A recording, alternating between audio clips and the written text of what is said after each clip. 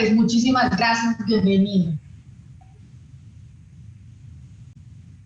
Hola, ¿cómo están? No, muy buenas tardes para todos y muy feliz y muy contento de estar en el ASINVIR en su cuarta edición, al grupo organizador y a toda la sociedad de infectología, mi gran afecto y reconocimiento. Voy a compartir, no me está pasando los slides, ¿será que me los pueden pasar desde allá o me dan el control?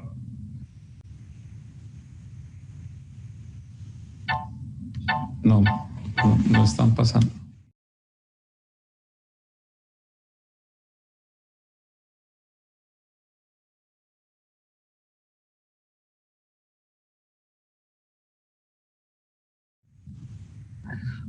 Hola, retomando, les quiero mostrar en este gráfico y quiero que miremos acá todo lo que puede estar pasando en la terapia biológica, y en este gráfico vamos a entender un poco de qué se trata y cómo voy a enfocar la charla. Recuerden que en esta cascada de la respuesta inmune, donde está esa relación entre el linfocito T y el linfocito B, hay señales. Una primera señal, que es el reconocimiento a través de los HLA, una segunda señal, que es el CD80-86, y recuerden que hay dos líneas, TH1, bueno, hay varias líneas, pero principalmente la TH1, la TH2, la TH17, la 22 y la 23, la TH9 como especiales. Cada uno de estos sitios va a tener un medicamento que lo puede bloquear. ¿De qué se trata esto? Hay medicamentos, por ejemplo, para lupus, como el rituximab, que bloquea los linfocitos B. Hay medicamentos para psoriasis, por ejemplo, que bloquean los factores de necrosis tumoral. Hay medicamentos que bloquean el complemento, como el eculizumab, que se utiliza en alteraciones del complemento, como la hemoglobinura paroxística nocturna. O hay medicamentos como el natalizumab, que bloquea el BLA4 y está relacionado con esclerosis múltiple. Es decir, se ha disecado todo el sistema inmunológico y todo ese sistema inmunológico termina siendo afectado por un medicamento, pero indudablemente va a tener un fenómeno infeccioso. Una de las situaciones y que hemos aprendido y a través de esta pandemia y en todas las discusiones que hemos tenido en el ASINVIR es la necesidad de conocer cómo es nuestro comportamiento, que es distinto a otras regiones geográficas. Y las terapias biológicas, que son terapias modificadoras de los procesos inflamatorios, autoinflamatorios y autoinmunes, pues no pueden ser la excepción. Siempre hemos dicho que una cosa es lo que se escribe en Dinamarca y otra cosa es lo que se vive en Cundinamarca. Nosotros tenemos que aterrizar esas terapias biológicas. Por eso, uno de los esquemas que nosotros hemos propuesto es que se amplíe algunas enfermedades, incluyendo hepatitis A, HTLV, que voy a describir más adelante, como parte de la rutina, que no están descritas en las grandes guías para el manejo de terapia biológica, pero que se hacen parte de lo que nosotros deberíamos hacer con nuestros pacientes. Entonces, primero permítanme hablar de las hepatitis virales. El primer virus que quiero hablar es del virus de la hepatitis A. Ya sabemos que la vacuna es desde el 95, desde el 2015 está en los planes ampliados de inmunización del país, pero sin duda hay muchas personas que no han accedido a la vacuna y hay a los 18 años estudios que muestran que hay una seroprevalencia de 95-96% de personas que ya han tenido contacto con hepatitis A. Pero yo lo que quiero hablar es del que no ha tenido contacto con hepatitis A. Esta persona que es cero negativa para hepatitis A, pero recibe terapias modificadoras, terapias para trasplante, que pueden ser hepatotóxicas, metotrexate, si tiene una enfermedad inmunológica o un anti-TNF, estos pacientes pueden tener la oportunidad, digámoslo así, desafortunada, de hacer una hepatitis A estando inmunosuprimidos, teniendo más riesgo de hacer una hepatitis fulminante. Por eso, cuando los pacientes reciben terapia biológica y viajan a países de alta endemicidad, se recomienda la vacunación, pero nosotros, siendo un país de alta endemicidad, no la recomendamos. Entonces, es conveniente que todos los pacientes que vayan sellados a terapia biológica se les haga una IgG de hepatitis A, una serología de hepatitis A. Si esta es positiva, no pasa nada, ya le dio, ya se vacunó o ya fue inmunidad natural, por decirlo de alguna forma, y si no, se vacuna. Y recuerden que la vacuna de hepatitis A en los adultos es 0 y 6 meses. Con 2 dosis de vacuna, incluso en pacientes que ya están recibiendo terapia biológica, hacen anticuerpos que son protectores. El virus de hepatitis A debe ser testeado y se debe recomendar la vacunación siempre y cuando el paciente pues tenga una serología negativa. La segunda que quiero hablar es de la hepatitis B. En la hepatitis B hay dos cosas que son interesantes. La primera es la reactivación de la hepatitis B y la segunda es la prevención de la hepatitis B. Dos cosas muy importantes. Claro, el 27% de las personas han recibido vacuna de hepatitis B. Si nosotros preguntamos para todos nosotros, es muy fácil tener vacuna de hepatitis B porque somos trabajadores de la salud. Pero si yo le preguntara cuántos de sus hermanos que no trabajan en salud tienen vacuna de hepatitis B, probablemente la tasa de vacunación no es muy alta. Por eso se debe testear adecuadamente y la hepatitis B debe tenerse en cuenta lo siguiente para evitar la reactivación. Lo primero, usted debe establecer siempre que tenga al menos 3 exámenes: un antígeno de superficie, un anticore total y anticuerpos contra el antígeno de superficie. Recuerde que aunque tiene sus discrepancias y uno tiene que complementarlo con carga viral, estos 3 exámenes le dan una idea bastante importante de lo que puede hacer con el paciente. Lo primero, si el paciente está documentado porque tiene una hepatitis, pues ese paciente se debe estadificar la hepatitis para darle el tratamiento y si se puede dar la terapia biológica. Ojo, que muchas personas y muchos grupos de reumatología solamente piden el antígeno de superficie, no piden el anticore. Y pueden haber esas situaciones que se llaman hepatitis B ocultas o hepatitis con cura funcional, que son antígeno de superficie positivo con anticore total positivo y la presencia sí o no de anticuerpos con cargas virales detectables, así sea en poca cantidad, que si usted le coloca un medicamento como un anti-CD20, como ocrelizumab para esclerosis múltiple o rituximab para vasculitis ANCAS positivos o lupus o pénfigo, esa se puede reactivar la hepatitis B. Pero uno no se reactiva de lo que no tiene. Es decir, si el paciente está seronegativo, pues no pasa nada, se le puede colocar el medicamento. Otra cosa sería que si le da hepatitis B estando bloqueado el CD20. Pero tenemos que tener en cuenta que el tamizaje tiene que ser completo: antígeno de superficie, anticore y anticuerpos contra el antígeno de superficie. Son 3 exámenes y no un examen el que se necesita para establecer eso.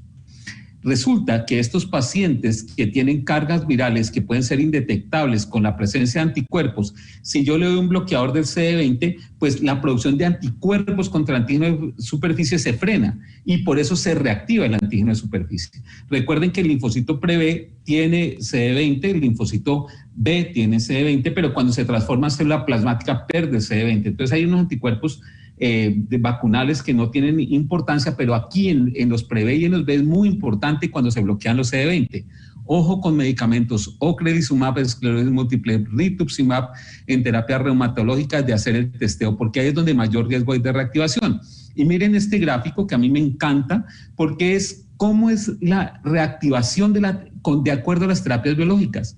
Si ustedes ven en la línea más verde, el metotrexato es un medicamento hepatotóxico, pero tiene bajo riesgo de reactivar la hepatitis B. La quimioterapia, un riesgo más incrementado. Los anti-TNF es importante. Las terapias locales para hepatocarcinoma también, pero miren el riesgo de los corticoides. Y nosotros somos muy dados a dar corticoides. Siempre pensamos en las terapias biológicas como las terapias costosas, pero los esteroides reactivan la hepatitis B. Yo me pregunto cuántas personas reciben corticoterapia y son una gran cantidad. ¿Cuántas de esas personas están dosificados los anticuerpos? ¿Cuántas reciben vacuna de hepatitis B? ¿A cuántas se le hace tamizaje de hepatitis B? Creo que es la inmensa minoría. Un mensaje es que las terapias biológicas no puede hacerse buena medicina solamente para medicamentos caros. Los esteroides también se debe hacer tamizaje para hepatitis A y para hepatitis B al inicio. Ustedes ven cómo medicamentos como rituximab, que les menciona ustekinumab, que se utiliza en enfermedad de Crohn, natalizumab en esclerosis múltiple, son medicamentos que tienen un gran riesgo de incrementar la hepatitis B. Bien, veamos más adelante y ustedes recuerden que la monitoría de las transaminasas y de la carga viral es lo que nos puede determinar la presencia de esta reactivación y que no hay contraindicación realmente para iniciar la terapia biológica. En muchos de estos casos, sobre todo cuando se van a usar medicamentos como rituximab, es necesario dar profilaxis y la profilaxis se puede dar con tenofovir, con entecavir y se mantiene por lo menos de 12 a 24 meses después de haber suspendido este tipo de terapias biológicas. Quiero que hablemos, aquí estoy hablando de las profilaxis y quiero que hablemos de la hepatitis C. La hepatitis C, al transformarse en una enfermedad curable en la inmensa mayoría de los casos, pues ya no es un riesgo importante, sino simplemente es estimular el tamizaje.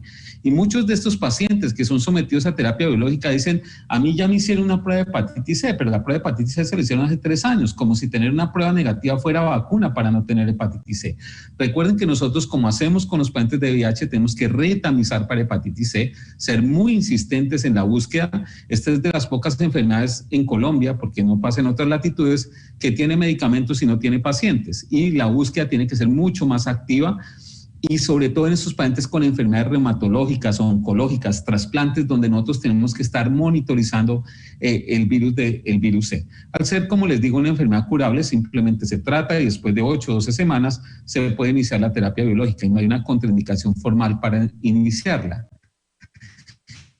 La reactivación es muy poco frecuente en hepatitis C, distinto a lo que pasa en la B, y generalmente se relaciona ¿no? con quimioterapias o a veces se relaciona con medicamentos también anti-CD20. Sin embargo, pues es importante tener en cuenta que al ser curativa, como les digo, pues dar el tratamiento.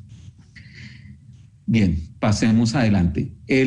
Los pacientes con virus C, y quiero que vean esta gráfica, estos pacientes con virus C también se han recibido o reciben terapias biológicas sin que haya signos de reactivación. Eso no es ómnice para el tratamiento, y algunas personas propenden porque no se interrumpen las terapias biológicas durante el tratamiento de hepatitis C, sobre todo con los nuevos medicamentos que hay disponibles. De eso voy a discutir un poquito más adelante. Del otro grupo de virus que quiero hablar es del VIH. El VIH, la terapia biológica, y recordemos que la terapia biológica donde más se está usando son en enfermedades reumatológicas, sobre todo espondilitis anquilosante, artritis psoriásica, artritis reumatoidea. Estos medicamentos anti-TNF, que cuando se inició este tipo de esquemas, la experiencia con pacientes con VIH era muy limitada y habían unas respuestas que eran ambivalentes. Algunos pacientes decían que como se disminuía el CD4, entonces había menos actividad inflamatoria y que realmente no había un impacto cuando se ponía la terapia biológica.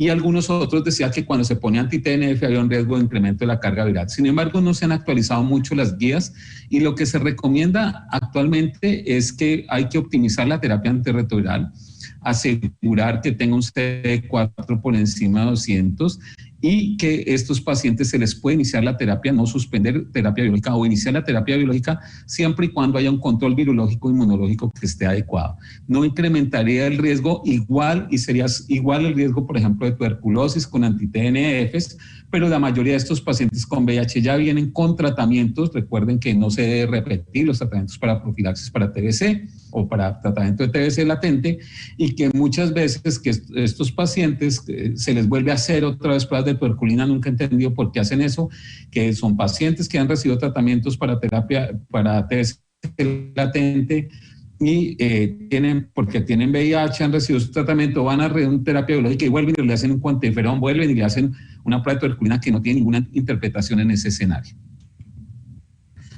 Con respecto a los herpes virus, sí que hay una gran importancia. Lo primero es que obviamente el citomegalovirus puede ser una infección que, digamos, la probabilidad de que se reactive con terapias biológicas es muy baja, excepto en pacientes que estén recibiendo terapia inmunomoduladora, como ustedes conocen, inmunosupresora para trasplantes de órganos sólidos, pero tal vez lo importante es si no ha sido expuesta para citomegalovirus. Es decir, aquí los pacientes no es que sean IgG positivos, si se les puede dar biológico, el que quieran. El problema es si son IgG negativos y usted les da terapia biológica, si esas personas van a ser susceptibles a una infección más severa estando inmunosuprimidos. Probablemente sí, hay muy poca experiencia en esto, pero es importante hacer un testeo de la serología de la IgG de citomegalovirus antes del inicio de terapia biológica, no porque si son positivos, sino por si son negativos, para gestionar el riesgo, monitorizar, hacer capacitación sobre el paciente, evitando en lo que sea posible la adquisición de este virus y teniendo en cuenta de que si una persona hace una primoinfección, pero ya estando sin factor de necrosis tumoral, estando sin CD20, estando sin complemento, su comportamiento puede ser distinto. En el citomegalovirus, esta inmunosupresión también puede relacionarse en algunos pacientes, sobre todo al principio, con medicamentos como etanercept, reactivaciones. Sin embargo, estos casos son casos excepcionales de pacientes que más bien se sugería una primoinfección durante el tratamiento. Dentro de los tratamientos que se utilizan para enfermedad de Crohn, es muy importante tener en cuenta siempre el diagnóstico de citomegalovirus, porque ustedes saben que la enfermedad de Crohn es una enfermedad que se mimetiza mucho. Se utilizan medicamentos anti-TNF y otro tipo, Entyvio y otro tipo de medicamentos para la enfermedad de Crohn, pero siempre hay el diagnóstico de que haya una colitis asociada por citomegalovirus en pacientes que han recibido mucho tiempo esteroides, mesalacinas, bloqueos inmunológicos por su enfermedad de Crohn y que puede haber una reactivación. Por eso es muy importante, sobre todo en la enfermedad de Crohn, descartar de que no haya una infección por citomegalovirus. Quiero hablar de este medicamento porque el tofacitinib es un medicamento que es no lo llaman como terapia biológica, lo llaman como un DIMAR entre los DIMAR y las terapias biológicas. Es por vía oral, es un medicamento supremamente interesante, son inhibidores de la JAK2. Recuerden que baricitinib, por ejemplo, el medicamento que se está usando para COVID, es un inhibidor de esa misma vía, de las vías de las JAK, de las STATs. Pero este tofacitinib tiene esa propiedad de bloquear este JAK, es espectacular en algunos pacientes de artritis reumatoidea, es oral, es de vía media muy corta, pero también es donde está la señal de reconocimiento de herpes. Por eso el incremento de infecciones herpéticas en pacientes con tofacitinib puede ser hasta 4 veces más, sobre todo en herpes zóster. Y es muy importante que antes de que los pacientes reciban tofacitinib tengan vacuna para varicela zóster, de ser posible. Como muchos de sus pacientes están inmunosuprimidos, no se pueden vacunar, pero es importante tenerlo siempre en cuenta. Y ojo, sí se puede vacunar en pacientes con tofacitinib. Si usted retira, como es de vida media muy corta, por eso es que el medicamento se da a diario, se retira 2 a 3 semanas el tofacitinib para poner una vacuna de virus vivos y se reinicia 1 o 2 semanas después. Es decir, que hay una probabilidad de poder usar vacunas de virus vivos en estos escenarios, teniendo todas las precauciones, siguiendo el protocolo, porque la probabilidad de reactivación de un herpes zóster es inmensa en pacientes que, pues digamos que tienen la susceptibilidad para eso. Bien, voy a hablar 3 palabras de las enfermedades transmitidas por vectores. Por ejemplo, aunque hay pocos estudios en dengue, se han visto pacientes que reciben inmunosupresión con terapias biológicas que les ha dado dengue y no se recomienda pues ningún tipo de suspensión de las inmunosupresiones durante el tratamiento. Puede aumentar la viremia, puede incrementar un poco más la trombocitopenia, sin embargo, pues no hay ninguna contraindicación de que el paciente, si ya recibió el tratamiento, lo suspenda. Lo mismo puede pasar como virus como chikungunya. Sin embargo, pues tener en cuenta siempre que estas enfermedades nosotros tenemos más incertidumbres que certidumbres en el escenario de pacientes que están siendo inmunosuprimidos. Y pues hasta el momento no hay ninguna recomendación al respecto fuerte sobre eso. Y sobre Zika también no hay evidencia de que haya necesidad de que se retiren los tratamientos. Sin embargo, como les digo, pues es muy poco lo que se conoce para que nosotros podamos dar recomendaciones sobre estas terapias modificadoras. Este es un virus que yo realmente no entiendo qué hacer. Por ejemplo, poblaciones como Perú, donde HTLV es muy alto, hay una seroprevalencia importante de HTLV. Nosotros involucramos a hacer HTLV antes de las terapias biológicas, sobre todo en pacientes que tienen anti-TNF. El problema es cuando salen HTLV, ¿qué hacemos? ¿Cómo lo seguimos? Suspendemos la terapia, recomendamos al reumatólogo que le cambie el mecanismo, que le pase un interleuquina 17, 1,12,23. ¿Qué tenemos que hacer con estos pacientes? No está claro. Probablemente, como esta es una infección viral, se inmunosuprime la línea TH1, haya alguna probabilidad de reactivación y tengamos que tener el riesgo incrementado. Sin embargo, pues hacen falta más estudios que tengan evidencia sobre cómo será el comportamiento del HTLV. Nosotros estamos teniendo una incidencia creciente y estamos haciendo una cohorte de seguimiento. El problema es que el seguimiento lo hacemos clínico, estamos buscando cómo hacer cargas virales o alguna forma de cuantificación del HTLV para poder determinar cómo es su comportamiento en los pacientes que reciben modificadores. ¿Qué yo resumiría de las terapias biológicas? Las terapias biológicas son complejas, vienen más o menos 40 biológicos en los próximos 5 años, me van a venir biológicos para la migraña, para las uveitis, vienen biológicos para dermatitis atópica, vienen biológicos, es una gran cantidad de terapias biológicas. Pero el sistema inmunológico se hizo para dos cosas, no se hizo ni para darle trabajo a los reumatólogos, ni a los dermatólogos, ni a los gastroenterólogos. El sistema inmunológico se hizo para controlar las enfermedades de infecciones, las enfermedades neoplásicas y para darle homeostasis al organismo humano. Luego interrumpir en algún momento cualquiera de este imbalance que haya puede llevar un riesgo incrementado de infecciones. Los virus son importantes, las bacterias, las micobacterias son muy importantes y otros agentes parasitarios, por ejemplo los bloqueadores de IL-5 que se usan para asma pueden ser también muy importantes. Nosotros como infectólogos, nosotros como médicos encargados de esto tenemos que entender un poco más de esas terapias biológicas, acercarnos mucho más a la inmunología y tratar de proponer profilaxis, prevención y educación en los pacientes sin que haya ninguna solución, digamos, ni ninguna magia ahorita porque tenemos todavía muchas más dudas porque tenemos muy poca literatura y por eso es que tenemos que en nuestros países tropicales acumular más conocimiento para poder dar mejores recomendaciones. Estas son mis redes sociales. Muchísimas gracias por prestarme la atención y Elsa, quedo atenta si hay alguna pregunta. Doctor Pérez, muchísimas gracias por su conferencia, muy concisa y práctica para el día a día. Hay varias preguntas que han surgido, entonces la primera de ellas es en pacientes que ya vienen recibiendo terapia biológica, ¿eventualmente puede afectar la respuesta serológica que se da en marcadores que se utilizan para infección aguda? Por ejemplo, un paciente para hepatitis C o para hepatitis A, ¿cómo monitorizarlo? ¿Tenemos algún cuidado especial? Es muy interesante esa pregunta. Recuerden que dentro de las terapias biológicas vamos a segmentarnos a las que son de respuesta TH2. En esas hay dos grandes grupos. Una que son los medicamentos ocrelizumab y rituximab que bloquean los CD20 y otro el vedolizumab que bloquean los receptores de este medicamento. ¿Cuál es el mecanismo de acción? Cuando yo le pongo rituximab es para bloquear la producción de anticuerpos y eso puede inducir, por eso disminuye el anticuerpo contra antígenos de superficie y puede reactivar. Pero en pacientes que han recibido rituximab pueden marcar serologías de por sí. Una forma de saber si estás funcionando o no rituximab es dosificando las inmunoglobulinas.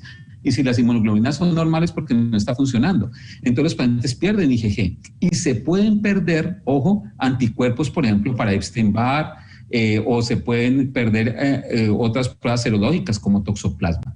Eso no significa que se pierda la inmunidad, porque muchos no dependen de inmunidad humoral, sino de inmunidad celular. Entonces, esto se puede predecir la inmunidad humoral. Por eso siempre va a ser necesario tener en cuenta, por ejemplo, cargas virales, hacer cuantificaciones, antígenos para poder determinar la presencia o no de esto. El reto de interpretar serologías en pacientes con rituximab es un reto muy importante. Y sí, a mí me preocupa mucho, Elsa, que no se hacen los screenings sino una vez cuando se le inicia y los pacientes reciben 3, 4 ciclos y nunca más se vuelven a testear. Entonces, no sabemos realmente qué puede pasar en estos pacientes, pero las serologías en pacientes con anti-CD20 es un gallo. ¿Cómo vacunarlos? Es muy complicado. Muchas gracias. Hay otra pregunta. En pacientes usuarios de estas terapias, ¿qué tendríamos, qué intervenciones para el caso de herpes virus, parasitomegalovirus? Eventualmente hay que mantener una profilaxis. Entonces, dos escenarios. El primero es el paciente que es positivo para citomegalovirus, que recibe una terapia anti-TNF 17, 22, no tiene ningún problema, se le puede dar sin ningún problema. ¿Dónde habría un riesgo? En las pacientes que reciben nuevamente anti-CD20. Pero recuerden que la dosis que utiliza el hematólogo es casi 8 o 10 veces la que utiliza el reumatólogo. Entonces, por eso en los pacientes con trasplantes donde la profilaxis está indicada, no en las terapias convencionales reumatológicas porque la dosis es muy baja. Pero el punto que yo quiero tocar es el paciente que no tiene citomegalovirus. Quiero que ustedes piensen en una mujer de 18 años que tiene un lupus con alteración renal. Y el doctor le dice, le pone rituximab y se le envía al infectólogo para que lo vacune. Aquí tenemos que hacerle la IgG de citomegalovirus, porque si es IgG positivo y le van a colocar la dosis convencional, no pasa nada. Pero, ¿qué pasará si esta señora es IgG negativa de citomegalovirus? Que si se infecta de citomegalovirus durante el tratamiento, va a ser una primoinfección en una paciente inmunosuprimida mucho más severa. No creo que la conducta sea dar profilaxis, creo que la conducta es primero hacer el screening, segundo, no use tapabocas, no vaya a sitios tal cosa, hacer una monitoría de esas serologías, pero sin duda nosotros tenemos que tener mucho más abierta la mente ante la posibilidad de una primoinfección de citomegalovirus en pacientes que reciben este tipo de tratamientos. Está apagado el micrófono, Elcita.